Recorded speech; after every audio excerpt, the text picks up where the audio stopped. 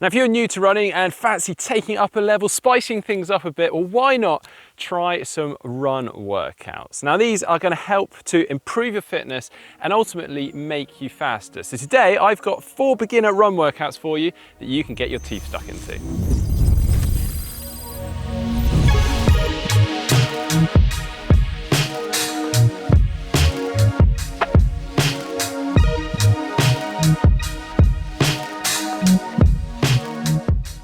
Okay, a couple of ground rules to start out with. Now, with all of these workouts, you just want to build them into one of your existing runs rather than adding it on top of your already existing run volume or mileage as an extra run.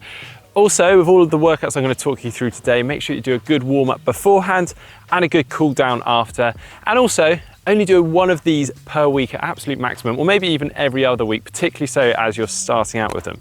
So, without any further ado, let's crack on with the first workout, which is a bit of an old classic, the straights and curves.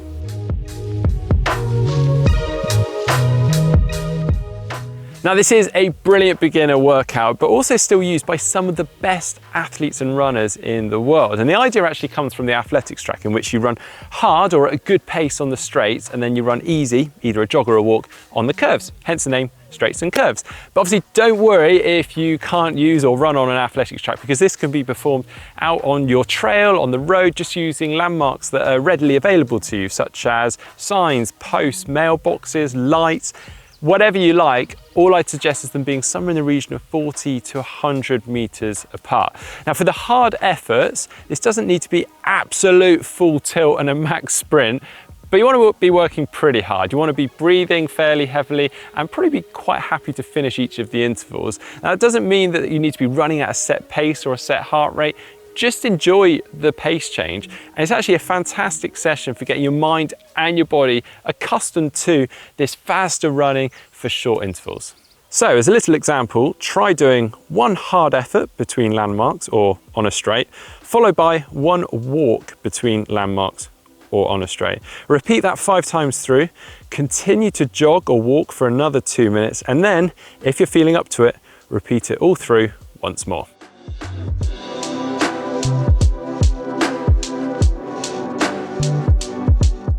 Okay, now moving on to one of my favorites, the build repeats. And the name kind of says it all, really. We're building our effort through an interval and then repeating it. And for this, very simply, we have 3 intensities or 3 paces that we're working at: easy, medium, and hard. Now, for the easy pace, it's a very conversational pace. You should feel like, well, you could sustain this rhythm or pace pretty much all day long should you need to.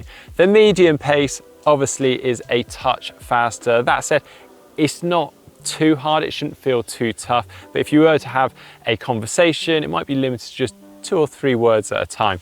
And then the hard pace is, again, a touch faster again.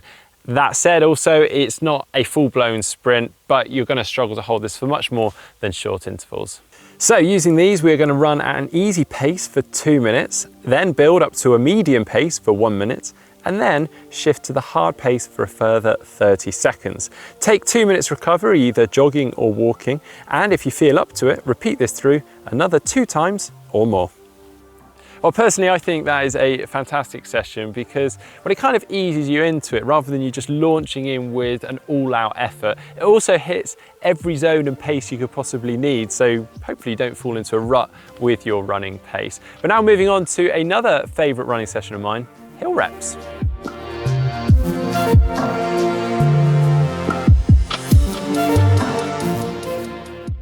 Now, hills are probably something you're used to avoiding, so why am I sending you up them today?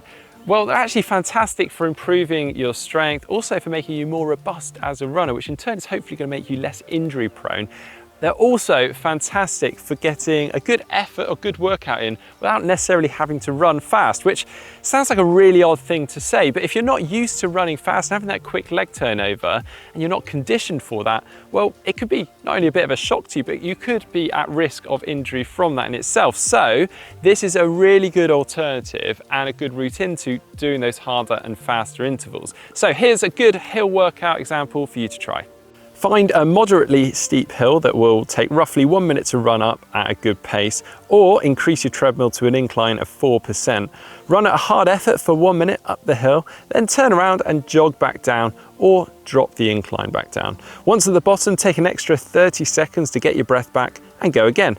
Try to aim for around 5 reps in total and build upon this with time. I mean, that's a pretty solid workout there, all within the space of about 11 minutes, obviously adding a warm up on before and a warm down after. Of course, don't feel like you have to go right in and straight in on the 1 minute efforts. You can build up to that with time.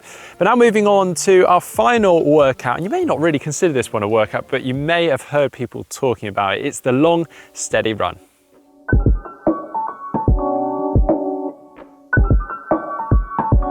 Now, that may not be the killer workout that you're expecting today, but it is a staple in pretty much every runner's training plans. And the reason being that it is a fantastic way for improving your endurance and efficiency as a runner. Now, quite simply, the idea is that you're racking up time and miles on your feet at that easy conversational pace that I was talking about before. It is worth noting though that you want to build this duration and distance up very gradually, very incrementally. Here at GTN, we are big advocates and preach it all the time, the 10% rule, in which you never increase your runs or your weekly run volume by any more than 10% week in, week out. Also, probably want to put a cap on that longest run. Don't just keep increasing the length of it until you end up at 2.5, 3 hours and going crazy long. Because if you're just focusing on 5 kilometers and trying to run that really well, you probably only really need to be doing 60 minutes, maybe 75 minutes, absolute maximum in that long, steady run.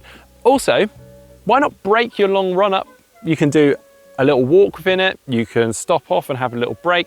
I do it all the time, and actually it's a really nice way of compartmentalizing it a bit so it doesn't feel quite so overwhelming. I hope you have enjoyed today's video. If so, give it a like, and if you are new to running, we hope you're enjoying it. Do get involved in the comment section below. Let us know how everything's going. If you try any of these workouts out, also let us know how they go. Make sure that you're following GTN on social media, and if you're not doing so already, give us a subscribe below.